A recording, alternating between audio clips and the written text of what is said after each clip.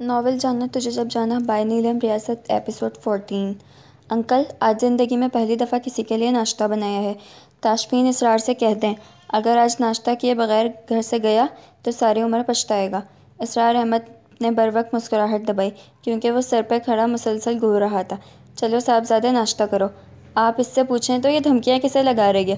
تم نے سنا نہیں میری بیٹی نے پہلی دفعہ ناشتہ بنایا ہے؟ شاباش بیٹھو ناشتہ کرو۔ کس نے کہا تھا مجھ ناتواں پہ یہ احسان عظیم کرنے کو؟ انکل، کچھ لوگ ایسے ضد کے پکے ہوتے ہیں کہ دنیا ادھر کی ادھر ہو جائے وہ اپنی انا کے قلعے سے نہیں نکلتے، مگر ہم بھی دیکھیں گے آخر اس انا کی آخری حد کیا ہے۔ یہ اگر تاشفین اسرار ہے تو میں جگن تاشفین ہوں۔ گھر میں اسرار صاحب کا کہکہ بھرپور گونجا تھا، جبکہ تاشفین صوفے پہ بیٹھ کر ٹرے اپنے سامنے کرتے ہوئے سوچ رہا تھا۔ یہ دوسرا جملہ ہے جس میں اس نے میرے لیے آپ جناب کے بجائے یہ اور اس کا لفظ استعمال کیا ہے۔ اس سے صرف ایک رات کا قرب ملا ہے اور وہ اتنے میں ہی کتنی مضبوط نظر آ رہی ہے۔ جو کل تاشفین کے گھر سے جانے کا کہنے پر آبدیدہ ہو رہی تھی، آج ایسا محسوس ہو رہا تھا وہ سالوں سے اس چار دیواری میں رہتی آ رہی ہے۔ تاشفین نے جلدی سے انڈے کے ساتھ ایک ٹوسٹ پیٹ میں اتارا اور گلاس لسی پی کر اٹھ گیا۔ ابو، صرف اس لیے کھا لیا ہے کہ کہیں آپ کی دل آزاری نہ ہو، ورنہ یقین مانیں مجھے دھمکیوں سے ڈر نہیں لگتا۔ پھوپھی کو میری طرف سے معذرت کہہ دیجیے گا۔ اللہ حافظ۔ چھڑی بازو کے نیچے دبائی، ٹوپی سر پر رکھی اور لمبے لمبے ڈگ برتا بیرونی دروازہ پار کر گیا۔ انکل، یہ اس قدر مشکل پسند انسان کیوں ہے؟ بیٹی، مجھے امید نہیں تھی اتنے آرام سے بیٹھ کر ناشتہ کر جائے گا۔ جگن نے کہکا مارا۔ اگر وہ ناشتہ نہ کرتا تو میں نے سچ مچ میں کچھ الٹا سیدھا کر دینا تھا۔ ماشاءاللہ، آج تو منہ اندھیرے ہی گھر میں کہکے سنائی دے رہے ہیں۔ فارس اپنے خوابگاہ سے نکلتے ہوئے حیرت سے سارا منظر دیکھ رہا تھا۔ اسرار احمد نے دیکھتے ہی لتاڑا، فارس تم کس قدر سست انسان ہو! کتنی دفعہ کہا ہے فجر کی نماز مت چھوڑا کرو، پھر بھی تمہیں اثر نہیں ہوتا۔ وہ لنگور بھی تو ابھی تک سویا مرا ہوا ہے، اس کو تو آپ کچھ نہیں کہتے۔ ہر دفعہ میری ہی شامت آتی ہے، کیونکہ وہ لنگور 5 بجے کا الارم لگا کر سوتا ہے۔ یہی نہیں، 5 بجے پہلے الارم پہ اٹھ کر بیٹھ جاتا ہے، جبکہ تمہارے فون کا الارم 7 بجے تک مسلسل بجتا ہے۔ ساری گلی اٹھ جاتی ہے، بس ایک تمہاری صحت پہ اثر نہیں پڑتا۔ تاشفین اور شیبی باجماعت نماز پڑھ کر آئے ہیں۔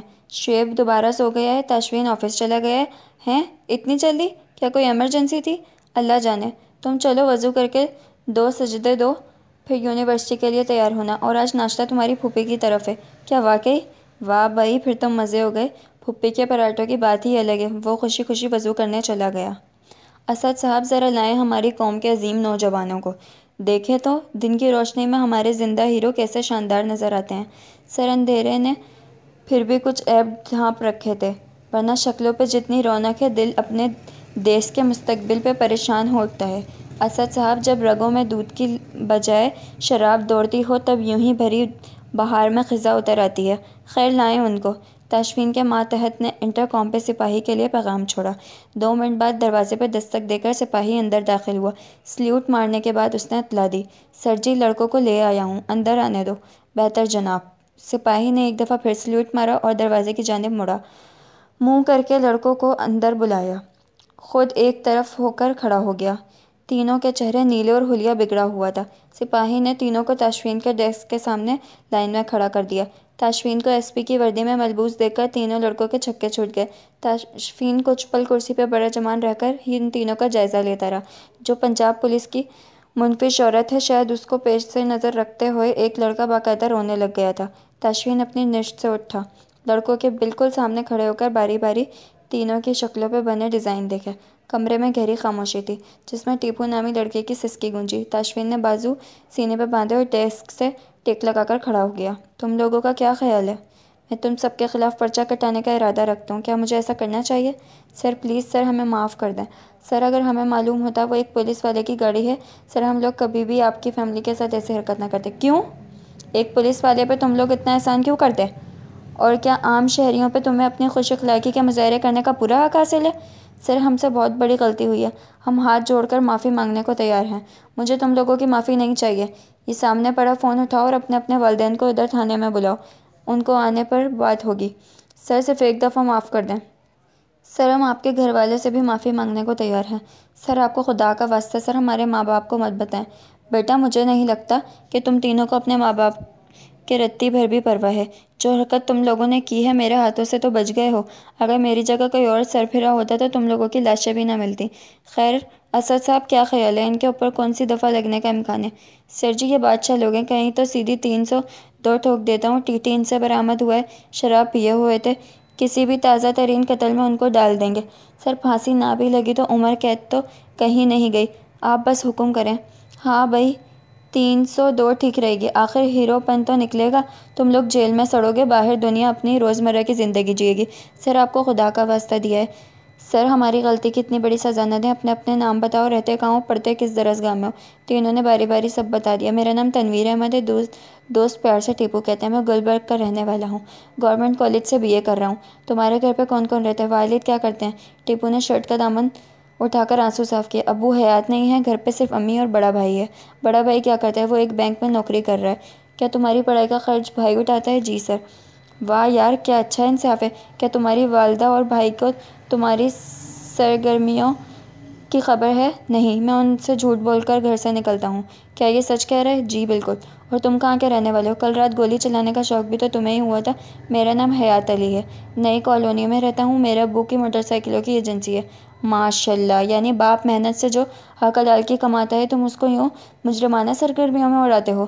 اس نے تیسرے کی جانب رخ کیا۔ اور آپ جناب؟ میں چودھری کیسر ہوں، گجرانوالہ سے تعلق ہے، یہاں ہاسٹل میں رہتا ہوں۔ چودھری کیسر گاڑی کے کاغذات تمہارے نام پر ہیں؟ پسٹل کس کا ہے؟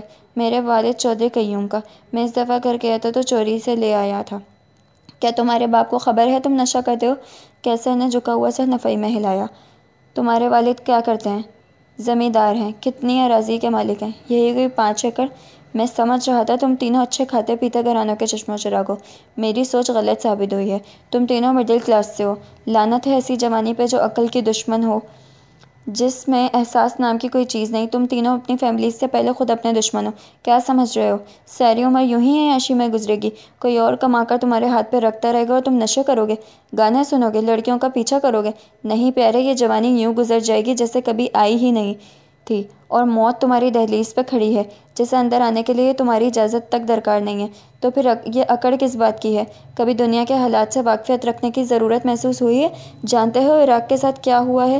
کیا تم نے جاننے کی کوشش کی جنگ سے پہلے عراق کیسا خوبصورت ملک تھا؟ میں جانتا ہوں، وہاں کے لوگوں کے لیے ہر طرح کی سہولیات تھیں، مستحق لوگوں کے گھر بیٹھے وظیفے لگے ہوئے تھے، گھر کا خرچ الگ اور خواتین کو ذاتی دیکھ بھال کا خرچہ حکومت الگ سے دیتی، سڑکیں اتنی کشادہ اور طویل کہ میلوں تک کوئی اشارہ نہ ملتا، اگر کہیں ایکسیڈنٹ ہو جاتا تو آدھے گھنٹے کے اندر اندر ہر چیز کو واپس نارمل کر دیا جاتا، خوبصورت اور صحت مند لوگ، پولیس تم جیسے پرندوں کو سیدھا حجام کے پاس لے جاتے، بال کٹوا کر ان کی اصل شکل و صورت ابھاری جاتی، حجام کے پیسے بھی پولیس اپنی جیب سے دیتی، مگر وہاں بھی تم جیسے مستقبل سے لاپرواہ صرف حال مست جوانوں کی وجہ سے وہ ملک دوبارہ صفر سے اپنا سفر شروع کرنے پر مجبور ہو گیا۔ تم لوگوں سے یہ بات کہنے کا ایک مقصد ہے، کل کو ہم سب نے اللہ کے حضور پیش ہونا ہے، تب اللہ پاک پوچھیں گے بتاؤ دنیا میں اتنا وقت رہے کیا کیا؟ تب کیا کہو گے؟ کم از کم ایک مسلمان مرد کا کردار ایسا نہیں ہونا چاہیے۔ ہماری تو تاریخ مردانہ وارثمتوں کے تحفظوں کے لیے قربانیوں کے واقعات سے بھری پڑی ہے۔ جانتے ہو صلاح الدین ایوبی نے کیا کہا تھا؟ ایک سپاہی کو 2 شوق مرواتے ہیں، ایک عورت اور دوسری شراب، اور میں نے ان دونوں سے بچ کر رہتا ہوں۔ خیر اگر تم لوگوں پہ نصیحت اثر کرتی ہوتی تو اس وقت یہاں موجود نہ ہوتے۔ اس نے سپاہی کو اشارہ کیا، فی الحال ان کو لے جاؤ، کھانا وغیرہ دو، پھر بات ہوتی ہے۔ سپاہی نے تینوں کو مرغے کی طرح گردن سے جکڑ کر آگے کو دھکیلا۔ اسد صاحب ان کے گھر والوں کو بلائیں، بظاہر تو معافی مانگ رہے ہیں مگر آنکھوں میں شرمندگی اور ندامت نام کو بھی نہیں ہے۔ بچوں پر نظر رکھنا اور ان کی سرگرمیوں سے واقفیت رکھنا والدین کی اپنی ذمہ داری ہے۔ پولیس اپنے فرائض انجام دے یا نسلوں کی پرورش کرے، آپ ان کے والدین سے مل کر ساری تفصیل بتا دیں۔ ابھی وہ ڈکیتی والے کیس کی فائل لائیں، کیا کوئی نئی خبر ملی ہے یا ابھی تک تفتیش وہیں رکی ہوئی ہے؟ اس کے سوال پر ماتحت کے چہرے پر طنزیہ مسکراہٹ آئی۔ سر جو نئی معلومات حاصل ہوئی ہے ان کے مطابق معاملہ کافی پیچیدہ ہو گیا ہے، اب تو لگتا ہے کیس جہاں ہے وہیں بند کر دیا جائے گا۔ تاشفین کے ہاتھ رکے اور پوری طرح اسد کی جانب متوجہ ہوا۔ اس بات کا کیا مطلب لوں؟ سر بشارت حسین کے نام سے آپ کے ذہن میں کیا تصویر آتی ہے؟ تاشفین کرسی کی بیک سے ٹیک لگا کر آرام دہ حالت میں بیٹھا، نظریں ابھی تک اسد پہ تھیں۔ کیا یہ اس کا کام ہے؟ براہ راست اس کا اس معاملے سے کوئی تعلق نہیں ہے، مگر پس سے پردہ وہ اس کھیل کا بہت بڑا کھلاڑی ہے۔ اسد صاحب پہلیاں بجھوانے کے بجائے کھل کر بات کریں۔ سر ہم نے ڈکیت لڑکوں کا سراغ تو لگا لیا مگر اصل مسئلہ یہ ہے وہ لوگ بشارت حسین کے فارم ہاؤس پہ چھپے بیٹھے ہیں۔ تو تو یہ کہ سر کہ ہمیں بشارت حسین کے فارم ہاؤس کا سرچ وارنٹ نہیں ملا۔ تشفین کے چہرے پہ نرم مسکراہٹ آئی۔ ہمارے لوگوں کا یہ علم ہے کہ وہ اپنے مفاد کی خاطر جھوٹ کا ساتھ دیتے ہیں۔ اگر بشارت حسین جیسے بزنس مین کی جیب میں ہمارے قانون کے رکھوالے بیٹھے ہوئے ہیں تو دوسری طرف ایسے جانصاف بھی موجود ہیں جو ہر صبح سر پہ کفن باندھ کر گھر سے نکلتے ہیں۔ آپ ریڈ کی تیاری کریں۔ سرچ وارنٹ تو کیا، میں اریسٹ وارنٹ بھی نکلواتا ہوں۔ آج کے لیے اتنا ہی، نیکسٹ ویڈیو میں ملتے ہیں۔ اللہ حافظ۔